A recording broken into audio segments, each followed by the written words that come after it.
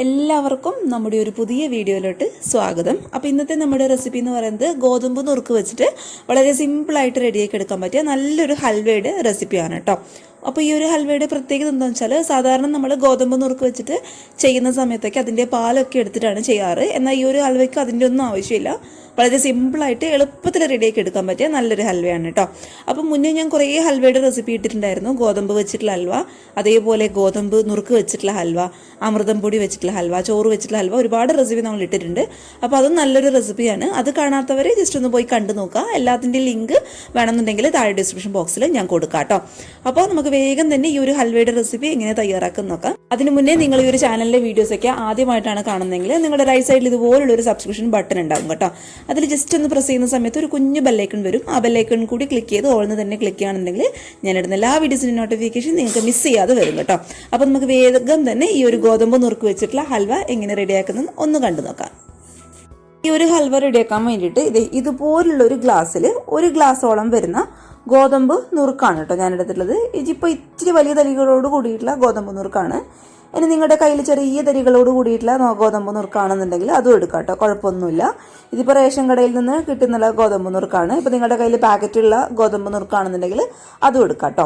ഇനി ഈ ഒരു ഗോതമ്പ് നുറുക്ക് കറക്റ്റ് ഒരു 3 മണിക്കൂർ വെള്ളത്തിലിട്ടിട്ട് നന്നായി കുതിർത്ത് ഈ ഒരു ഗോതമ്പ് നുറുക്ക് ഒന്ന് സോഫ്റ്റായിട്ട് വരണം കേട്ടോ. എങ്കിലും നമുക്കിത് മിക്സിയുടെ ജാറിലിട്ടിട്ട് നന്നായിട്ടൊന്ന് അരച്ചെടുക്കാൻ വേണ്ടിയിട്ട് പറ്റും. അപ്പോൾ ഇത് കറക്റ്റ് 3 മണിക്കൂർ ഞാൻ വെള്ളത്തിലിട്ടിട്ട് നന്നായിട്ടൊന്ന് കുതിർത്തെടുത്തതാണ്. ഇനി നിങ്ങൾക്ക് പെട്ടെന്ന് ഇത് ഒന്ന് കുതിർത്ത് കിട്ടണമെന്നുണ്ടെങ്കിൽ നന്നായിട്ട് നല്ല ചൂടുള്ള വെള്ളത്തിൽ ഒരു 2 മണിക്കൂർ കുതിർത്ത് വയ്ക്കുമ്പോഴേക്കും ഈ ഒരു നുറുക്ക് ഗോതമ്പൊക്കെ നന്നായിട്ട് അങ്ങോട്ട് സോഫ്റ്റായിട്ട് വരും. അപ്പോൾ അങ്ങനെ ചെയ്യുകയാണെന്നുണ്ടെങ്കിൽ അങ്ങനെയും ചെയ്യാം കേട്ടോ. ഇനി വെള്ളമൊക്കെ നന്നായിട്ട് കളഞ്ഞെടുത്തിട്ടുള്ള ഈ ഒരു ഗോതമ്പ് നുറുക്ക് കംപ്ലീറ്റ് ആയിട്ട് നമുക്ക് ഇതുപോലുള്ളൊരു ചെറിയ മിക്സിയുടെ ജാറിലോട്ട് അങ്ങോട്ട് ഇട്ട് കൊടുക്കാം. ഇനി ഇതിലോട്ട് ഒരു 1/2 ഗ്ലാസ് വെള്ളവും കൂടി ചേർത്തിട്ട് ഈ ഒരു ഗോതമ്പ് നുറുക്ക് നന്നായിട്ട് നല്ല ഫൈൻ പേസ്റ്റ് ആയിട്ട് നമുക്ക് ആദ്യം ഒന്ന് അരച്ചെടുക്കാം. അപ്പോൾ നന്നായിട്ട് അരച്ചെടുത്തിട്ടുള്ള ഈ ഒരു പേസ്റ്റ് നമുക്കൊരു പാനിലോട്ട് മാറ്റി കൊടുക്കാം. അപ്പോൾ ഇത് അരച്ചെടുക്കുമ്പോൾ ശ്രദ്ധിക്കുക, നന്നായിട്ട് നല്ല ഫൈൻ പേസ്റ്റ് ആയിട്ട് അരച്ചെടുക്കണം കേട്ടോ. എങ്കിലും നമ്മുടെ ഹൽവയ്ക്ക് നല്ലൊരു ടേസ്റ്റ് ഉണ്ടാവും. കാരണം ഇതിൽ നിന്ന് പാലൊന്നും സെപ്പറേറ്റ് ചെയ്ത് ഇതിൻ്റെ ആ ഒരു വേസ്റ്റ് ഒന്നും കളയുന്നില്ല. അതുകൊണ്ട് നമുക്ക് എത്രത്തോളം നന്നായിട്ട് നല്ല ഫൈൻ പേസ്റ്റ് ആയിട്ട് ഇതുപോലെ അങ്ങോട്ട് അരച്ചെടുക്കാൻ പറ്റുമോ അത്രത്തോളം നന്നായിട്ട് തന്നെ ഒന്ന് അരച്ചെടുക്കാൻ വേണ്ടിയിട്ട് ശ്രദ്ധിച്ചേക്കണേ. ഇനി ഈ ഒരു പാന് നമുക്ക് അങ്ങോട്ട് മാറ്റി വയ്ക്കാം. ഇനി നമുക്ക് ഈ ഒരു ഹൽവയ്ക്ക് ആവശ്യമായിട്ടുള്ള ശർക്കര പാനി ഒന്ന് റെഡിയാക്കി എടുക്കണം. അതിനായിട്ട് മറ്റൊരു പാനിൽ ഞാൻ ഒരു 4 ക്യൂബ്സോളം വരുന്ന ശർക്കര ഇട്ട് കൊടുക്കാണ് കേട്ടോ. അപ്പോൾ ഈ ഒരു 4 ക്യൂബ്സ് എന്ന് പറയുന്നത് ശർക്കര ഈ ഒരു ഗ്ലാസ് ഗോതമ്പ് നുറുക്കിന് കണക്കായിട്ടുള്ള മധുരമാണ്.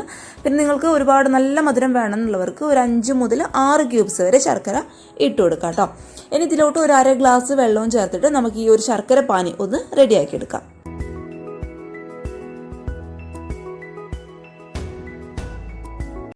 അപ്പോൾ നമ്മൾ ഇട്ട് കൊടുത്ത ആ ഒരു ശർക്കരയൊക്കെ കംപ്ലീറ്റ് ആയിട്ട് ഉരുകി നമ്മുടെ ശർക്കര പാനി ഇവിടെ റെഡി ആയിട്ടുണ്ട്. ഇനി നമുക്ക് സ്റ്റൗ ഓഫ് ചെയ്ത് ഇതങ്ങോട്ട് മാറ്റി വയ്ക്കാം. ഇനി നമ്മൾ നേരത്തെ റെഡിയാക്കി വെച്ചിട്ടുള്ള ഈ ഒരു ഗോതമ്പ് നുറുക്കിൻ്റെ പേസ്റ്റിലോട്ട് നമ്മളിപ്പോൾ റെഡിയാക്കി വെച്ചിട്ടുള്ള ഒരു ശർക്കര പാനി ചൂടോടുകൂടി തന്നെ ഒഴിച്ചു കൊടുക്കാം കേട്ടോ.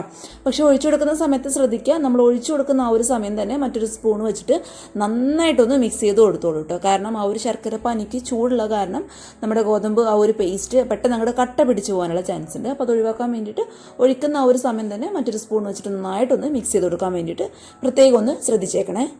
പിന്നെ എന്തെങ്കിലും അഴുക്കൊക്കെയുള്ള ശർക്കരയാണെന്നുണ്ടെങ്കിൽ ജസ്റ്റ് അരിപ്പയിൽ കൂടി അരിച്ചെടുത്തിട്ട് മാത്രം ഇതിലോട്ട് അങ്ങോട്ട് ചേർത്ത് കൊടുക്കുക കേട്ടോ. ഇനി ഈ ഒരു മിക്സ് നമുക്ക് നന്നായിട്ടൊന്ന് കുറുക്കിയെടുക്കണം കേട്ടോ. നമ്മൾ ഒഴിച്ചു കൊടുത്തിട്ടുള്ള ആ ഒരു വെള്ളമൊക്കെ നന്നായിട്ട് വറ്റി ഈ ഒരു മിക്സ് നന്നായിട്ടൊന്ന് കുറുകി വരണം. അപ്പോൾ ഈ നമുക്ക് സ്റ്റൗവിൽ വെച്ചിട്ട് ഇത് നന്നായിട്ടൊന്ന് കുറുക്കിയെടുക്കാം. അപ്പോൾ ഈ ഒരു പാന് ഒന്ന് ചൂടാവുന്ന വരെ ഒരു ഹൈ ഫ്ലെയിമിൽ വെച്ചോളൂ, കുഴപ്പമൊന്നുമില്ല. പക്ഷെ ഒന്ന് ചൂടായി കഴിഞ്ഞ് ആ ഒരു മിക്സൊക്കെ ഒന്ന് ചൂടായി തുടങ്ങി കഴിഞ്ഞാൽ ഏറ്റവും ലോ ടു മീഡിയം ഫ്ലെയിമിൽ വെച്ച് കൊടുക്കാം. കാരണം ഇത് ചൂടാകും തോറും പെട്ടെന്ന് അങ്ങ് കട്ട പിടിച്ച് പോകുന്നുള്ള ഒരു സാധനമാണ്. അതുകൊണ്ട് ഒരു ലോ ടു മീഡിയം ഫ്ലെയിമിൽ വെച്ചിട്ട് പതുക്കെ അങ്ങ് ഇളകി കൊടുക്കുക കേട്ടോ. പിന്നെ ഇത് വേഗം ഒന്ന് റെഡി ആയിക്കോട്ടെ എന്ന് വെച്ചിട്ട് ഒരിക്കലും ഹൈ ഫ്ലെയിമിൽ വെച്ചിട്ട് വേവിച്ചെടുക്കാൻ വേണ്ടിയിട്ട് പാടില്ല. ആ ഒരു ഗോതമ്പ് നുറുക്കിൻ്റെ പച്ച ടേസ്റ്റൊക്കെ മാറി നമ്മുടെ ഹൽവയ്ക്ക് നല്ലൊരു ടേസ്റ്റ് കിട്ടണമെന്നുണ്ടെങ്കിൽ ഒരു ലോ ടു മീഡിയം ഫ്ലെയിമിൽ വെച്ചിട്ട് തന്നെ പതുക്കെ അങ്ങോട്ട് കുറുക്കിയെടുക്കാം. അപ്പോഴത്തേ നമ്മുടെ ഈ ഒരു മിക്സ് അത്യാവശ്യം നന്നായിട്ടൊന്ന് ചൂടായിട്ടുണ്ട്. ഇനി നമ്മൾ ഇതിലോട്ട് ചേർത്ത് കൊടുക്കാൻ വേണ്ടിയിട്ട് പോകുന്നത് കറക്റ്റ് 1 ഗ്ലാസോളം വരുന്ന നല്ല കട്ടിയുള്ള തേങ്ങാപ്പാലാണ് കേട്ടോ. അപ്പോൾ തേങ്ങാപ്പാൽ ചേർക്കുന്ന സമയത്ത് നമ്മുടെ ഈ ഒരു ഹൽവയ്ക്ക് നല്ലൊരു ടേസ്റ്റ് ഉണ്ടാവും. അതുകൊണ്ട് കറക്റ്റ് 1 ഗ്ലാസോളം വരുന്ന നല്ല കട്ടിയുള്ള തേങ്ങാപ്പാലും കൂടി നമുക്ക് ഇതിലോട്ട് അങ്ങോട്ട് ചേർത്ത് കൊടുക്കാം. ഇനി ഇത് വീണ്ടും നമ്മൾ പഴയത് ഇളക്കിയതുപോലെ നന്നായിട്ടൊന്ന് മിക്സ് ചെയ്ത് കൊടുക്കുക. തീ എന്ന് പറയുന്നത് ഒരു മീഡിയം ഫ്ലെയിമിൽ വെച്ചോളൂ. എന്നിട്ട് നന്നായിട്ടൊന്ന് മിക്സ് ചെയ്ത് കൊടുക്കാൻ വേണ്ടിയിട്ട് മാത്രം ഒന്ന് ശ്രദ്ധിക്കുക. അപ്പോൾ നമ്മുടെ ഈ ഒരു മിക്സ് ഒന്ന് കുറുകി വരുന്ന സമയത്ത് ഇനി നമ്മൾ ഇതിലോട്ട് ചേർത്ത് കൊടുക്കാൻ വേണ്ടിയിട്ട് പോകുന്നത് 2 ഏലക്കായയുടെ കുരുവാണ് കേട്ടോ. അത് നമ്മുടെ ഹൽവയ്ക്ക് നല്ലൊരു ഫ്ലേവർ കൊടുക്കും. ഇനി ഏലക്കായയുടെ ആ ഒരു ഫ്ലേവർ ഒട്ടും ഇഷ്ടമില്ല, താല്പര്യം ഇല്ലാന്നുണ്ടെങ്കിൽ ചേർത്ത് കൊടുക്കണ്ട. പക്ഷെ ആ ഒരു കറക്റ്റ് ടേസ്റ്റ് കിട്ടണമെന്നുണ്ടെങ്കിൽ ഏലക്ക ചേർത്ത് കൊടുക്കുന്നത് തന്നെയായിരിക്കും കൂടുതൽ നല്ലത്. ഇനി നിങ്ങളുടെ ഈ ഒരു സമയത്ത് നിങ്ങളുടെ കയ്യിൽ ഏലക്ക പൊടിച്ചിട്ടുണ്ടെന്നുണ്ടെങ്കിൽ ഒരു 1/4 ടീസ്പൂണോളം ചേർത്ത് കൊടുത്തോളൂ കേട്ടോ. ഇനി ഇതെല്ലാം കൂടി നന്നായിട്ടൊന്ന് മിക്സ് ചെയ്ത് കൊടുക്കാം. അപ്പോൾ നമ്മുടെ ഹൽവയുടെ മിക്സ് ചെയ്തേ കറക്റ്റായിട്ട് കുറുകി ഈ ഒരു പരുവത്തുന്ന സമയത്ത് ഇതിലോട്ട് 1 ടീസ്പൂണോളം വരുന്ന നെയ്യ് ഞാൻ ചേർത്ത് കൊടുക്കുന്നുണ്ട് കേട്ടോ. അപ്പോൾ ഈ ഒരു ഹൽവയുടെ മറ്റൊരു പ്രത്യേകത എന്ന് വെച്ചാൽ നമ്മളിതിൽ സാധാരണ ഹൽവയിൽ ഉപയോഗിക്കുന്ന പോലെ ഒരുപാട് നെയ്യൊന്നും ഉപയോഗിക്കുന്നില്ല. കറക്റ്റ് ഒരു 3 ടീസ്പൂണോളം വരുന്ന നെയ്യ് മാത്രമേ ഞാൻ ഇതിലോട്ട് ഉപയോഗിച്ചിട്ടുള്ളൂ കേട്ടോ. അപ്പോൾ കറക്റ്റ് ഫ്ലേവർ കിട്ടണമെന്നുണ്ടെങ്കിൽ നെയ്യ് ഉപയോഗിക്കുന്നതിനായിരിക്കും കൂടുതൽ നല്ലത്. ഇനി നെയ്യ് ഒട്ടും ഉപയോഗിക്കാൻ താല്പര്യമില്ലാത്തവർ ഓയിൽ ഉപയോഗിക്കുക. ഇനി അതും ഇല്ലാന്നുണ്ടെങ്കിൽ വെളിച്ചെണ്ണ ഉപയോഗിക്കുക കേട്ടോ. വെളിച്ചെണ്ണ ഉപയോഗിക്കുന്ന സമയത്ത് ഒരു വെളിച്ചെണ്ണയുടെ ആ ഒരു ഫ്ലേവർ ആയിരിക്കും നമ്മുടെ ഹൽവയ്ക്ക് മുന്നിട്ടുണ്ടാവുക. ഏറ്റവും കൂടുതൽ ബെസ്റ്റ് എന്ന് പറയുന്നത് നെയ്യ് തന്നെയാണ് കേട്ടോ. അതായിരിക്കും കൂടുതൽ നല്ലൊരു ഫ്ലേവർ ഉണ്ടാവും നമ്മുടെ ഹൽവയ്ക്ക്. അപ്പോൾ നെയ്യ് ചേർത്ത് കൊടുത്തതിന് ശേഷം നമുക്കിത് വീണ്ടും നന്നായിട്ടൊന്ന് മിക്സ് ചെയ്ത് കൊടുക്കാം. ഇനി ഇതിൻ്റെ കൂടെ തന്നെ അണ്ടിപ്പരിപ്പ് ചെറുതായിട്ട് കട്ട് ചെയ്തതും കൂടി ഞാൻ ചേർത്ത് കൊടുക്കുന്നുണ്ട്. അപ്പോൾ അണ്ടിപ്പരിപ്പിന് പകരമായിട്ട് നിങ്ങൾക്ക് വേണമെന്നുണ്ടെങ്കിൽ ബദാം ഉപയോഗിക്കാം. അപ്പോൾ ആ നട്ട്സൊക്കെ ചേർക്കുന്നത് നിങ്ങളുടെ ഇഷ്ടമാണ് കേട്ടോ. നിങ്ങളുടെ കയ്യിൽ ഉള്ളതിനനുസരിച്ച് ചേർത്ത് കൊടുത്താൽ മതി. ഇനി നട്ട്സ് കയ്യിലില്ലാത്തവർ നമ്മുടെ തേങ്ങാക്കൊത്തുണ്ടല്ലോ, അത് ചെറുതായിട്ട് കട്ട് ചെയ്തിട്ട് ചേർത്ത് കൊടുക്കുക കേട്ടോ. അതും നമ്മുടെ ഈ ഒരു ഹൽവ കഴിക്കുമ്പോൾ കടിക്കാനായിട്ട് കിട്ടുമ്പോൾ നല്ലൊരു ടേസ്റ്റ് തന്നെയാണ്. അപ്പോൾ നമുക്കിത് വീണ്ടും നന്നായിട്ടൊന്ന് മിക്സ് ചെയ്ത് കൊടുക്കാം. അപ്പോൾ ഇത് അത്യാവശ്യം വീണ്ടും ഒന്ന് കുറുകി വരുന്ന സമയത്ത് ഇതിലോട്ട് 1 ടീസ്പൂണോളം നെയ്യും കൂടി ഞാൻ ചേർത്ത് കൊടുക്കുന്നുണ്ട്.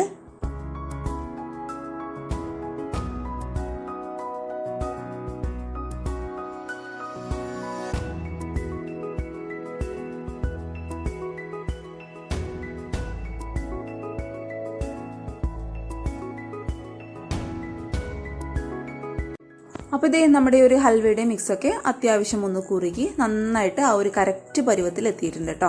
നമ്മൾ എല്ലാം കൂടി പാനിൽ നിന്ന് കറക്കുമ്പോൾ ഇതുപോലെ അങ്ങോട്ട് കറങ്ങി വരണം. എല്ലാം കൂടി ഒരുമിച്ച് അങ്ങോട്ട് കറങ്ങി വരണം കേട്ടോ. പാനിൽ നിന്നും ഒട്ടും ഒട്ടിപ്പിടിക്കാൻ പാടില്ല. അതാണ് നമ്മുടെ ഹൽവയുടെ കറക്റ്റ് പരുവം എന്ന് പറയുന്നത്. ഇതുപോലെ ആ ഒരു സ്പൂണിലും അതേപോലെ ആ ഒരു പാനിലൊന്നും ഒട്ടും ഒട്ടി നിൽക്കാതെ നമ്മൾ ഒഴിച്ചു കൊടുത്തിട്ടുള്ള ആ ഒരു നെയ്യൊക്കെ കറക്റ്റായിട്ട് തെളിഞ്ഞ് ഇതുപോലെ അങ്ങോട്ട് പുറത്ത് വരണം കേട്ടോ. അപ്പോൾ അതാണ് നമ്മുടെ ഹൽവയുടെ മിക്സിൻ്റെ കറക്റ്റ് പരുവം എന്ന് പറയുന്നത്. ഇനി നമുക്ക് സ്റ്റവ് അങ്ങോട്ട് ഓഫ് ചെയ്ത് കൊടുക്കാം. അപ്പോൾ ഇതുപോലുള്ളൊരു പാത്രത്തിലാണ് നമ്മൾ ഹൽവ സെറ്റ് ചെയ്തെടുക്കാൻ വേണ്ടിയിട്ട് പോകുന്നത്. അപ്പോൾ ഹൽവ ആയിക്കഴിഞ്ഞാൽ പെട്ടെന്ന് അങ്ങോട്ട് വിട്ട് കിട്ടാൻ വേണ്ടിയിട്ട് കുറച്ച് ഓയിലൊന്ന് ഇതിലോട്ട് അങ്ങോട്ട് ഗ്രീസ് ചെയ്ത് കൊടുക്കാം കേട്ടോ. ഇനി നമ്മൾ ചൂടോട് കൂടി തന്നെ ഈ ഒരു ഹൽവയുടെ മിക്സ് കംപ്ലീറ്റ് ആയിട്ട് നമുക്ക് ഈ ഒരു പാത്രത്തിലോട്ട് അങ്ങോട്ട് ഒഴിച്ചു കൊടുക്കാം. ഇനി ഇതുപോലുള്ളൊരു സ്പാച്ചിലോ അല്ലാന്നുണ്ടെങ്കിൽ നമ്മുടെ കയ്യിലുള്ള സാധാരണ ഒരു സ്പൂണോ വെച്ചിട്ട് എല്ലാ ഭാഗത്തും ഒരുപോലെ നന്നായിട്ടൊന്ന് ലെവൽ ചെയ്ത് കൊടുക്കട്ടെ. നന്നായിട്ട് പ്രസ് ചെയ്ത് തന്നെ ലെവൽ ചെയ്ത് കൊടുത്തോളൂ. എങ്കിലേ നമ്മുടെ ഹൽവ ആയിക്കഴിഞ്ഞാൽ ആ ഒരു കറക്റ്റ് ഷേപ്പിൽ നമുക്ക് കിട്ടുള്ളൂ കേട്ടോ. അപ്പോൾ അതിന് വേണ്ടിയിട്ട് നന്നായിട്ട് പ്രസ് ചെയ്തിട്ട് തന്നെ നന്നായിട്ടൊന്ന് ലെവൽ ചെയ്ത് കൊടുക്കുക. നന്നായിട്ടൊന്ന് ലെവൽ ചെയ്ത് കൊടുത്തെന്ന് കഴിഞ്ഞാൽ ചുരുങ്ങിയതൊരു 4 മണിക്കൂറെങ്കിലും ഈ ഒരു ഹൽവ സെറ്റ് ചെയ്യാൻ വേണ്ടിയിട്ട് അങ്ങ് നമുക്ക് മാറ്റി വയ്ക്കാം.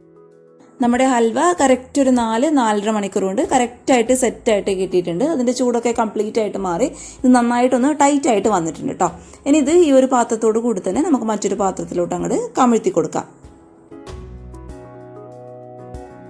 ഇനി ഇത് ജസ്റ്റ് നമുക്കൊന്ന് കട്ട് ചെയ്തിട്ട് നോക്കാം.